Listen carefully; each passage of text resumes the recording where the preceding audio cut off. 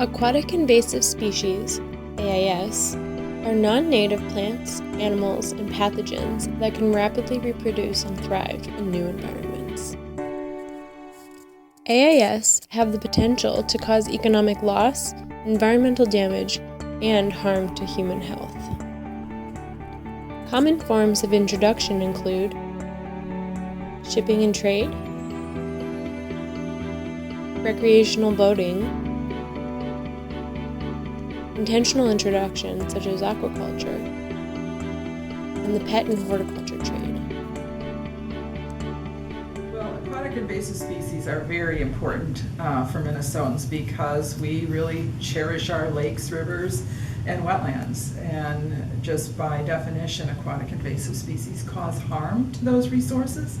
And so, Minnesotans feel very strongly that they want our, the legacy of our waters to be, a great one. They don't want these species to diminish our use of those lakes or the quality of those lakes. So, it's because of the quality of our waters that it's a big, big issue for Minnesota. High-profile aquatic invasive species in Minnesota include zebra mussels, which can outcompete native mussels, alter the food web, and foul recreational gear such as boating equipment, and industrial gear such as water intake pipes. Spiny water fleas, which are small zooplankton that are inedible to fish due to the spine, and outcompete native zooplankton that the fish like to eat.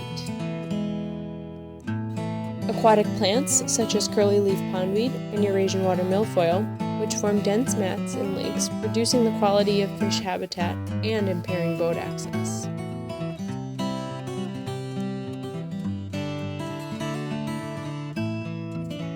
And lastly, carps, such as the Asian carps in the Mississippi River and the common carp, widespread throughout the United States. Carps greatly alter the food webs of native ecosystems, reducing populations of native mussels, invertebrates, and fish.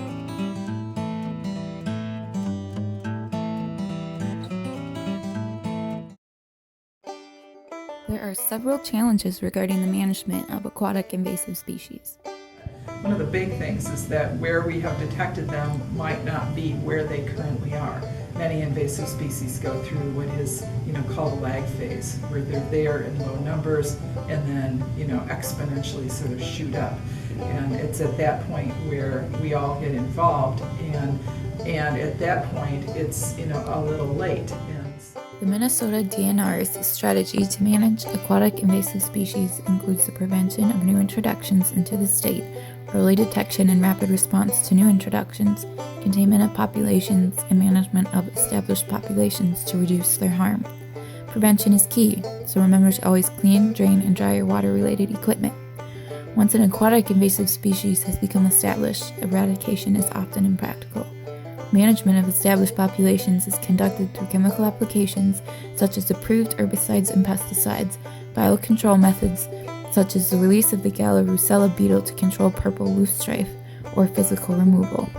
Big successes come when you find it early and respond quickly and take care of it before it reaches a really big problem. Being in a state where we actually have a good response to these invasive species that could radically change, the characteristics of these places, so they aren't quite the same anymore and maybe not quite as appealing or wonderful to be in, I think is really the big issue.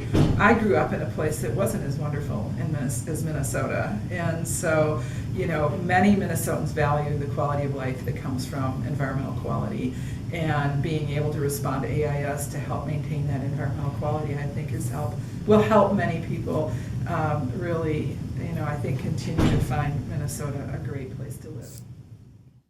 So what can you do to help reduce the spread of AIS in Minnesota?